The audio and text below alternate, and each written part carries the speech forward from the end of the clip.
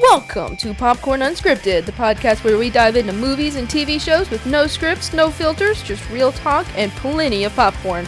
From timeless classics to the newest releases, it's all about real opinions and unfiltered conversation.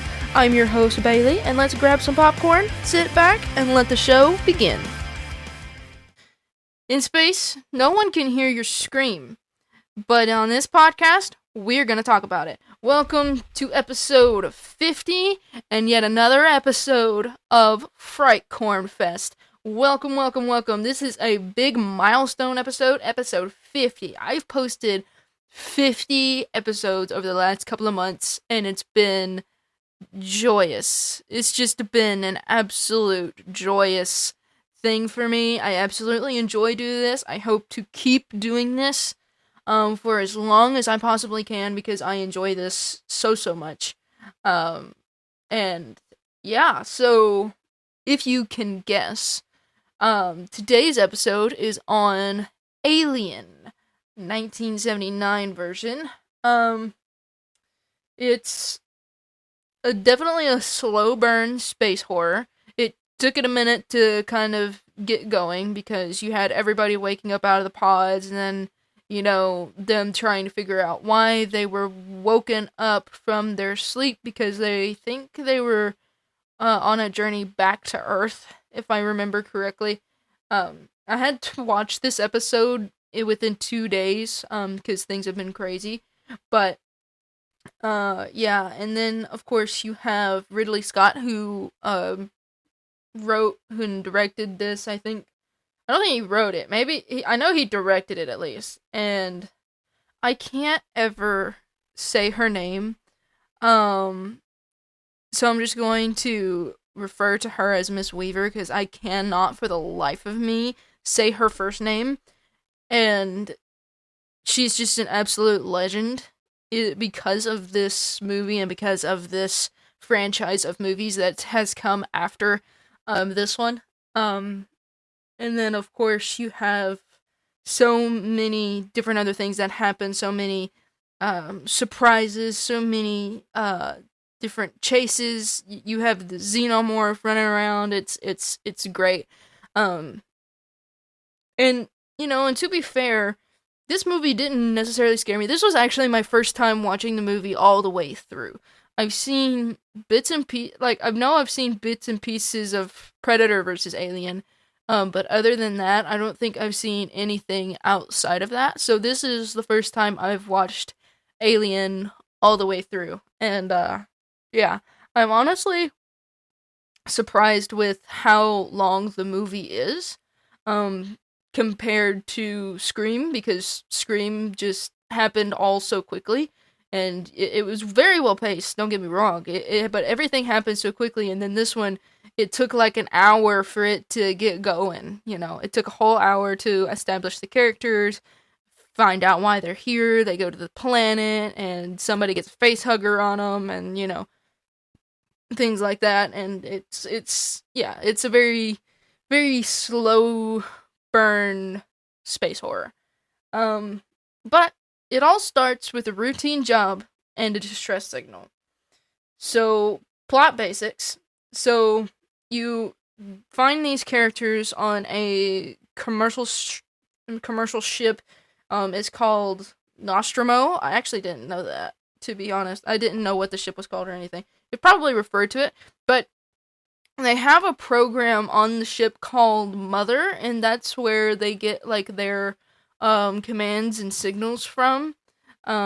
I want to say that it's a major corporation type deal, considering what happens to one of the crew members and what they find out about that crew member. We will talk about them later, but yeah, it's this movie was certainly interesting to say at least. It's very of course, this being in being at the tail end of the late 70s, very tail end of the 70s and going into the 80s. I'm sure this is where it felt very Star Warsy, and of course it did it because around that time that's when Star Wars was going to come out, and so and if I remember correctly, I think this movie came out before the first Star Wars did, or at least the next year after the first Star Wars came out. I'm not exactly sure, but yeah, I was very surprised by this movie. It is a very good movie, I will say. Although I kind of was rooting for the Xenomorph because I think the Xenomorph is just really, really cool. But I knew Miss Weaver would, Ripley, is her name. I knew she would live because obviously she's in the other Alien movies, so I knew she would live. But I was actually rooting for the other two characters that unfortunately perished by the Xenomorph. And yeah, I was also rooting for the cat. The cat. I was like, did he kill the cat? After I saw that scene, I was just like, did the Xenomorph kill the cat? And it said no, and I was like, okay, that's all I wanted to know. Just wanted to make sure the cat wasn't dead. But then again, I probably had missed something, because I had like a million things going on at the same time. But I digress.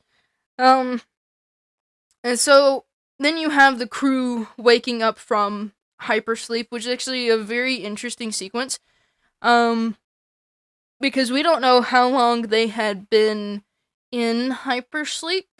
I'm sure it was probably referenced, but I do not remember myself how much time it was that they were in hypersleep, but I know it had been a hot minute because they fully rejoiced in having a meal. But yeah, I'm not exactly 100% sure. And then of course you have the guy going to talk to Mother to see what's going on, why they woke up, and come to find out that Mother had intercepted a signal from the planet that they are heading towards. And so you then have this sequence of them trying to navigate to the planet, and then of course you have the three of them going down to the planet and seeing what's down there, seeing like why this signal was there, which of course they ended up finding a broken down ship on this planet. And of course when they go inside it, they see a bunch of eggs or extraterrestrial kind of things. And so it is in that moment that one of them gets the notorious facehugger. Which to be fair, when I was looking at it, I was just like, huh. Because I never really figured out what the facehugger does. So I also looked that up while I was watching all of this unfold.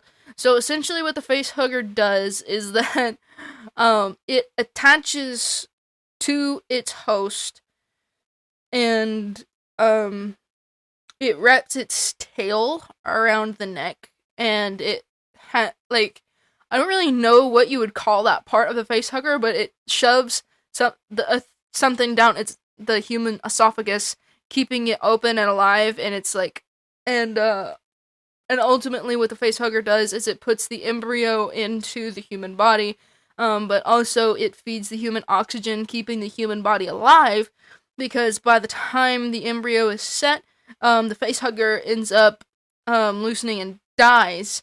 Facehugger ends up dying after the embryo is in place. And the human wakes up with no recollection of what just happened to them. And so, and another thing too about the facehugger is that if you try to remove it prematurely, it will just kill the person outright. So it's not safe to even remove whatsoever. And another funny thing, I just thought about it. There's an episode of Doctor Who that actually references this facehugger thing. I don't remember what episode it is, but I think it's in Capaldi's era, where it has these things on the people's faces, but they're alive and they're able to stand up and walk around and stuff. I don't really remember it all the way through. I'd have to go back and watch it, but I think that's kind of funny, how much Alien has had an impact on culture just in general. Because people even refer to CPAP machines as facehuggers because that's what it is. It feeds you oxygen as you sleep. And so I just think it's kind of funny. I think it would be funny to have a CPAP machine that's in the shape of a facehugger, so when you go to sleep, you just sleep with a facehugger on your face. It's just so funny. But anyway, Um, so they bring that guy back, and ultimately, a chest burster comes out of the man's chest within, like, I don't know, like 30 minutes or so in movie time. In, like, maybe 30, 45 minutes, there's a chest hugger. Maybe an hour at least. Probably an hour at most. Because we're not exactly sure how much time passes before they actually all sit down and eat and things like that. Because that's what they were doing before the chest burster actually comes out of the guy's chest. Which is an unfortunate demise to have a chest burster come out of your chest. And it is funny because I was watching that and I was just like, chest burster, chest burster, chest burster. And then it comes out and I was like, oh, it's a little baby. and then it's funny because I'm just like, if I were one of those crew members, I would have said F it and just, killed the darn thing. I would have just outright killed it. I would have killed it and asked questions later. But of course, what's his name? Ash is his name. Needed to keep it alive. He wanted to keep it alive. But I'm like, in my mind, I'm like, yeah, but it's a monster, so I'ma kill it, and then you can experiment on it later.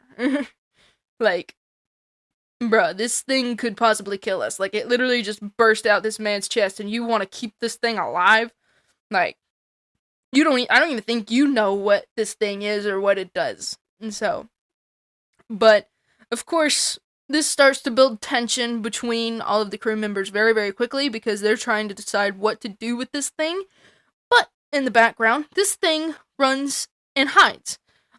Because this is the most vulnerable stage of the Xenomorph. I actually looked this up too. So what the chest burster does after it bursts out of the host chest, it runs and it hides. Because this is its most vulnerable state. And so it runs and hides, and it goes through this very sped up state where it like a very sped up maturity level, and grows into the big Xenomorph that we know and love. And so it was kind of easy to predict when somebody was going to die, because the first person to die by the Xenomorph, I feel like they drug that out so much. I don't remember who that was, or the name. I don't really remember, but I mean, like, come on. Like, I think you drug that out a little bit too much. I feel like, but then again, I have to think this is filmed in late 70s, early 80s. So, yeah, it's not gonna be the best, but I do feel like they drug that kill out very, very, very much. And then, and you have the arguments and the tension and between the different character dynamics. Yeah, it escalated fairly quickly within the second hour of the movie. And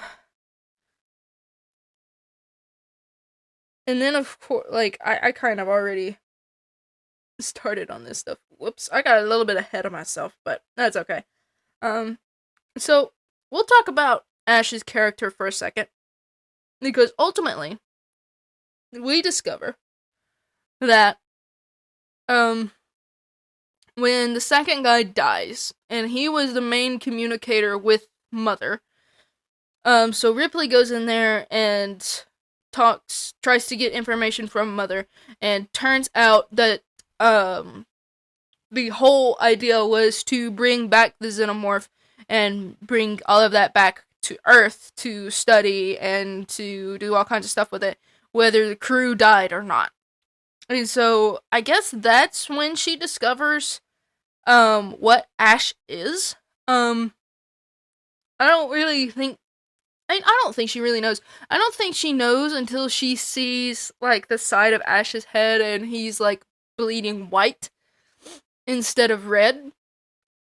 Cause if I remember the fight correctly, she kind of hit him upside the head. And so, yeah, he starts bleeding white, and then I think he just goes into his protocol where it's like, okay, I'm gonna kill you now.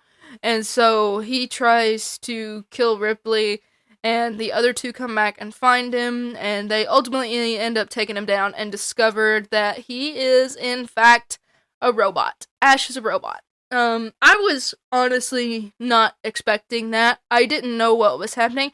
I thought it was something like, which, of course, there's no really any record of the Xenomorph, like, being able to put something into a human and make him, like, part of, like, a hive mind or anything, although that's a really neat idea, but I digress. Um,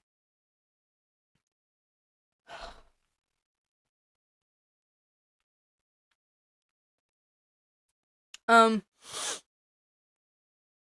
but yeah, so they ended up killing Ash, or dismantling him, I guess I should say, and ended up bringing him back. Like, he's beheaded. He doesn't really have much of anything anymore, and so Ripley ends up interrogating him and discovering, like, what's going to happen next and what's supposed to happen and things like that. And she asks, how do we kill this thing? And he was basically like, yeah, good luck with that. I don't think you're gonna have much, I don't think you're gonna have much luck with that. So, anyway. So, of course, they end up shutting him down, burning the robot. And then, of course, these three are trying to escape. So, the two go to get something from the ship, to put in the escape pod. And Ripley goes to find the cat. Cat's one of the big things in this, is that the Xenomorph never touches the cat, but the cat is scared of the Xenomorph. And I just find that to be very funny. So Ripley ends up going and getting a cat, and ultimately those two end up getting killed by the Xenomorph. Unfortunately, I honestly thought the Xenomorph wasn't going to kill that girl for a split second, but ultimately it did. And I honestly didn't know what I thought he was gonna do to her, but Lord knows. I'll leave that to your imagination. But then Ripley has her confrontation with the Xenomorph, and she sets the ship to explode. And yeah, so Ripley gets off the ship in the escape pod, and yeah, she thinks it's all over once the ship explodes. She thinks the Xenomorph is dead, and so she thinks she's safe. So her guard is down. So she goes to prepare to go back into hypersleep. She should be back on Earth in, like, I think she believe she said 6 weeks, 4 or 6 weeks. I think she said 4 weeks, actually, 4 weeks. And so she's preparing the ship for sleep as she goes back into hypersleep, and ultimately, boop, the Xenomorph is there, stuck in between the pipes. I think it's got itself stuck. And I was looking at this, I was watching that scene, and I was like, that's kind of the shape of the Xenomorph's head, I mean, that's just too shiny. And then ultimately it ended up being the Xenomorph, and I was just like, I knew it. I knew it. I knew it. It's, yeah. So then Ripley has her final confrontation with the Xenomorph, ultimately with her winning and him burning to a crisp, and him swirling out into space. And, yeah, it's absolutely amazing. But, we'll talk about Ripley here specifically. So this movie came out the very next year after Halloween. So I would definitely consider this movie to be one of the big horror movies of the late 70s, early 80s. Because you have Halloween that came out in 78, then this one came out in 79, and then you have Friday the 13th that came out in 1980, Nightmare on Elm Street in 84, and then Scream in 96. So I consider Alien as one of the big horrors of the late 70s, early 80s type movies. And my mom was crazy because she was like, Alien's not a horror movie. I said, Mom, it's a sci-fi horror movie. Like, it still scares you, so therefore it's a horror movie. But I generally think Alien is a part of these big four, which those are the big four, but Alien does have a hand in the horror genre by far. But not only that, but this role specifically was Miss Weaver's very big breakout role, which I think is amazing because we get to see her next year in a Star Wars movie, which I think is actually pretty funny because this sci-fi horror movie was her breakout role, and now she gets to be in a cool Star Wars movie. She'll be in The Mandalorian and Grogu next year, and I'm super excited for it.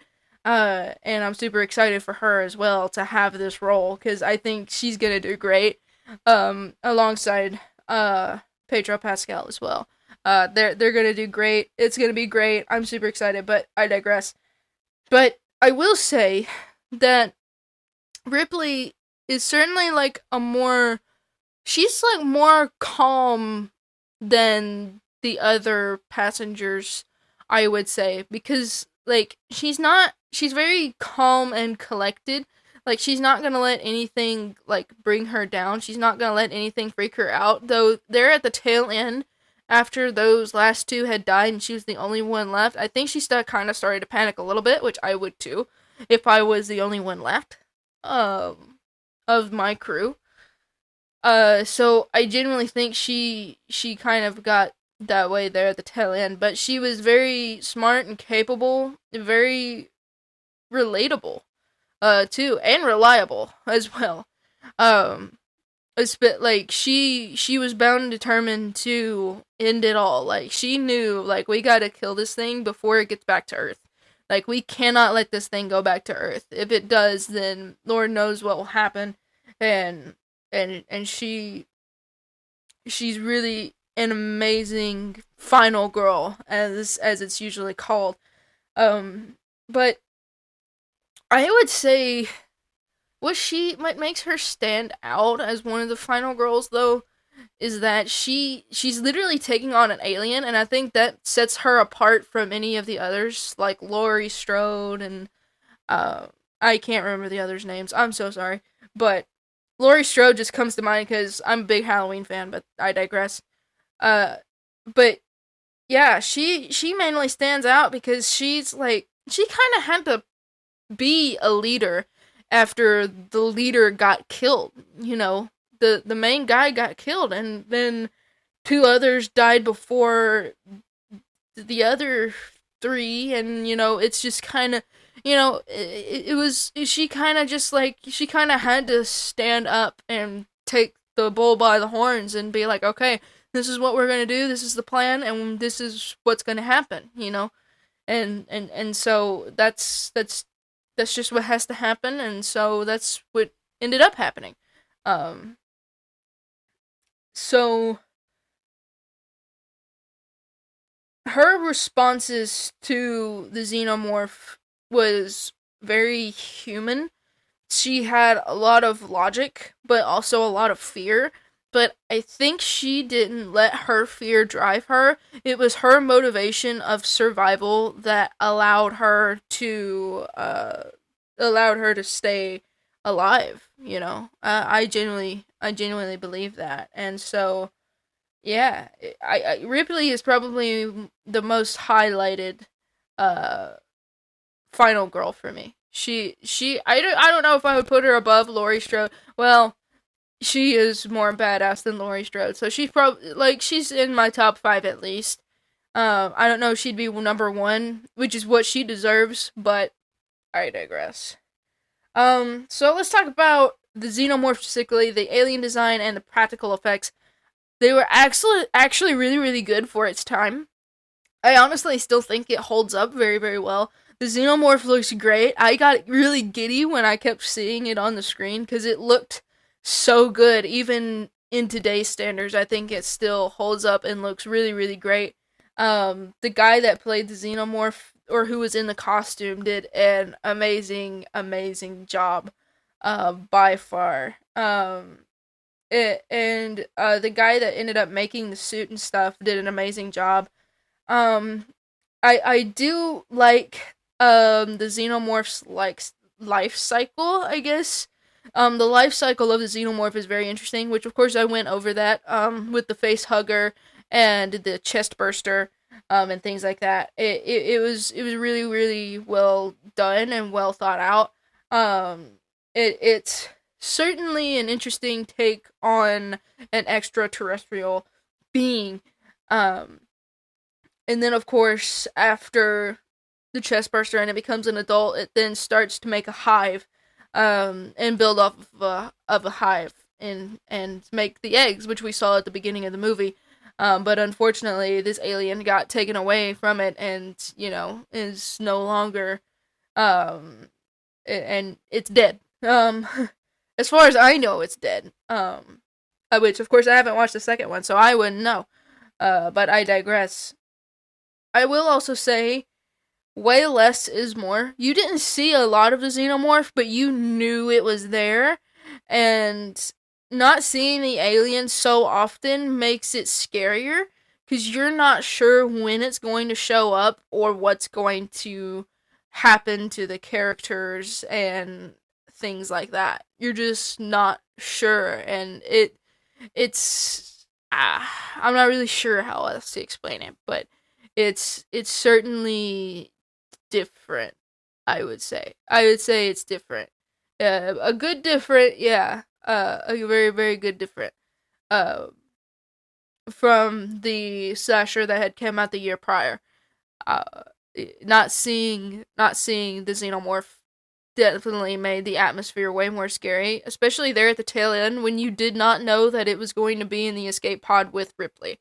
You just didn't know it was there until she was looking up at it and you could see its shiny head. And then its arm kind of fell out and it was stuck. But yeah, so we'll talk about the direction, atmosphere, and the pacing.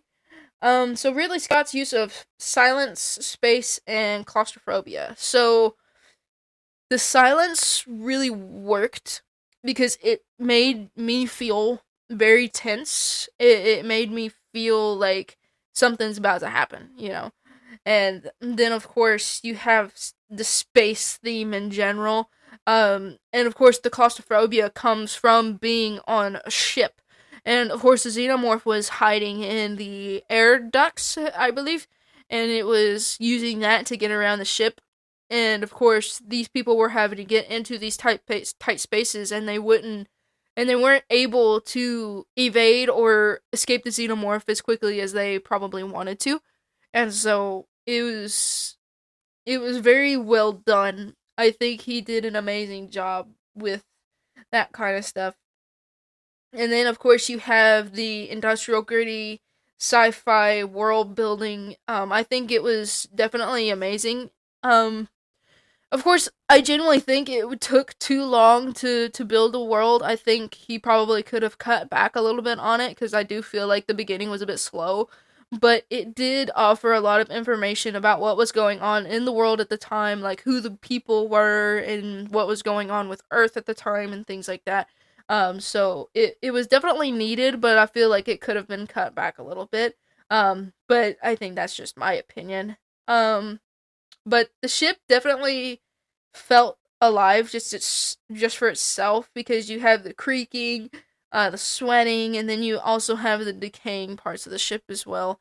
The because you have them trying to fix the ship again, and like things were happening to the ship as time went on.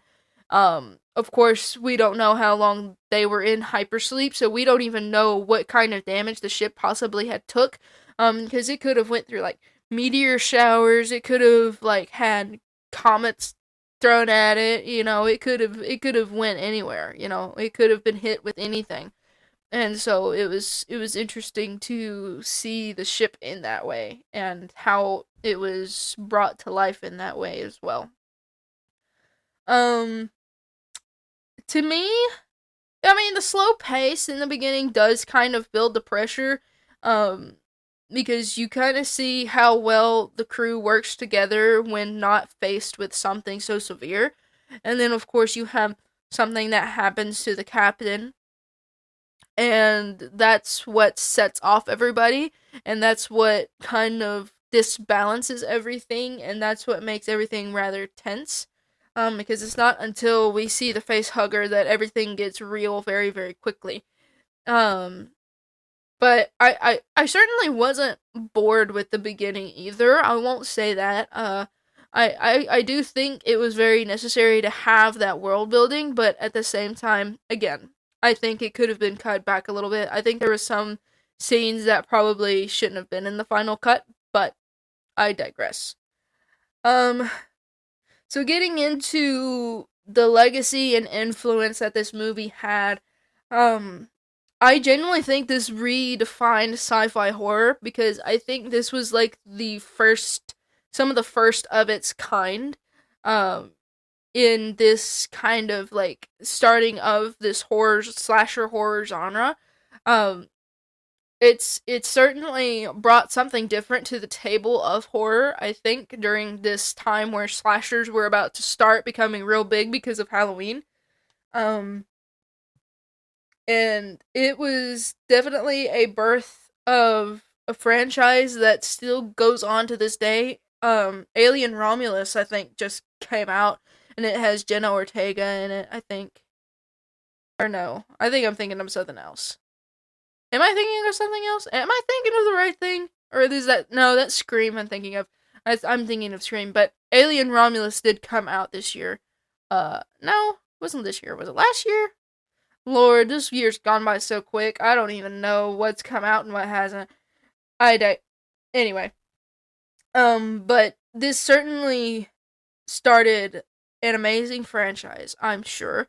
As I said earlier, I have seen bits and pieces of Alien vs. Predator, and I enjoyed that one, much like Freddy vs. Jason. It's certainly a very interesting thing, and it also inspired countless films and games such as Dead Space, The Thing, and Event Horizon. And this is the inspiration, as I was talking about the Doctor Who episode earlier. I mean, this movie inspired a lot of different things, and it's certainly a big horror staple, for me, as well as the other 4 movies that I have reviewed. The last 4 classic horror movies that I've reviewed so far, I'll put it that way, because we did throw Good Boy in the mix there. But yeah, it certainly had an influence in horror and sci-fi, just in general.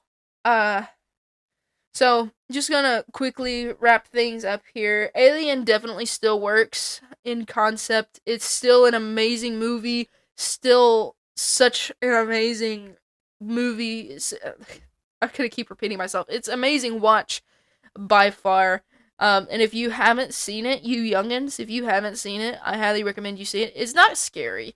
It's not, like, especially, but of course with me, I knew some of what was going to happen, so I was kind of prepared for it, but it's really not scary these days, but back then it was probably, like, really horrifying. But, I digress. My favorite scene, what was my favorite scene? I don't really know.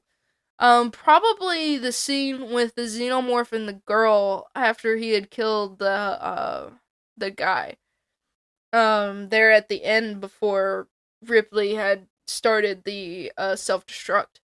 I would probably say that's probably the best sequence right there, is the Xenomorph killing both of those people. Because that's the most you could probably see from the Xenomorph in general. And would I survive on the Nostromo? Would I survive? If the Xenomorph is not on it, probably. If the Xenomorph is on it, no, I'm probably dead. I would probably die. But I digress.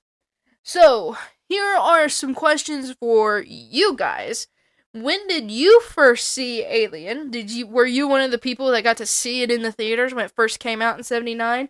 Or are you new to horror and this is also your first time watching it? Let me know when you first saw Alien, because I'm genuinely curious. And if you have seen Alien and Aliens, which is a sequel to this one, if you've seen both of those, which one do you prefer? I haven't seen Aliens, so I honestly couldn't answer that question for you, and number 3, what's the scariest trapped in space moment you've ever seen, either in Alien or outside of Alien, or even outside this universe? Let me know, and yeah, I will see you guys in the next episode. That's a wrap on today's episode of Popcorn Unscripted. Don't forget to rate, review, and subscribe wherever you get your podcast. New episodes drop every Monday and Friday, so be sure to tune in. Until next time, keep your popcorn close and your movie critiques closer. Thanks for listening to Popcorn Unscripted.